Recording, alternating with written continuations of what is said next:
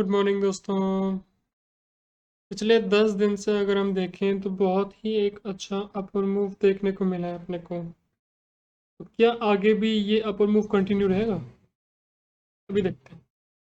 सबसे पहले तो अगर चार्ट को अपन आवर टाइम फ्रेम पे देखें, जैसे कोई भी हो, 2 घंटा, 3 घंटा, 4 घंटा। पिछली बार की जो एनालिसिस थी, उसके बाद जो 2 हफ्ते के मूव निकले हैं, उसके बाद से जो सपोर्ट है इसमें बहुत क्लैरिटी मिली है पिछली बार से सपोर्ट थोड़ा सा सुधरा है, थोड़ी सी क्लैरिटी मिली। तो सबसे पहले तो कि हमने पिछली बार बोला था कि एक रिवर्सल लेगा अपने सपोर्ट से, जो कि लिया। तो ये अच्छी बात है। अब अगर अब नेक्स्ट वीक के लिए बात करें, तो सबसे पहली बात तो ये आती है कि हम पिछले 10 दिन के मूव को देखें। तो जैसे कि हमको आवर टाइम फ्रेम पे एक राइजिंग चैनल पैटर्न दिख रहा था, वैसे ही मिनट टाइम फ्रेम पे, चाहे हम इसको आधे घंटे में देखें या 45 मिनट में देखें, हमको एक राइजिंग चैनल पैटर्न दिख रहा है,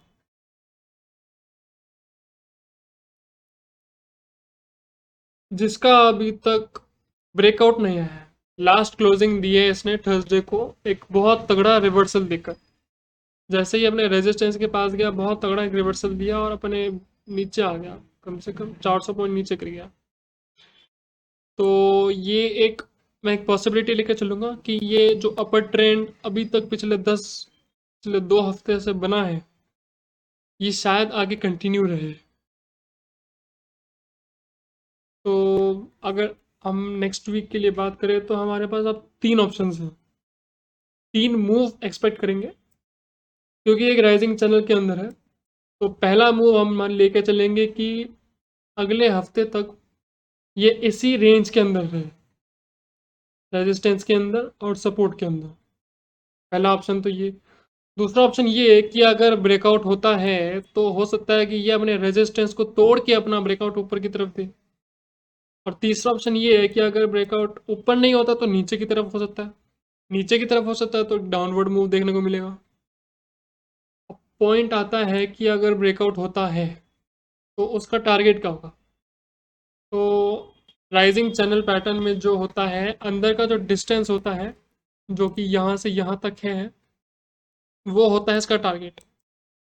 मान के चलते हैं कि मंडे को इस पॉइंट पे ब्रेकआउट हो गया ओपनिंग होते ही, मान के चलते हैं, तो हम इस डिस्टेंस को यहाँ लगाएंगे। और क्योंकि ये है 600 पॉइंट्स का डिस्टेंस अंदर, अगर ब्रेकआउट ऊपर सक्सेसफुल होता है तो अपन एक टारगेट लेके चलेंगे 47,991।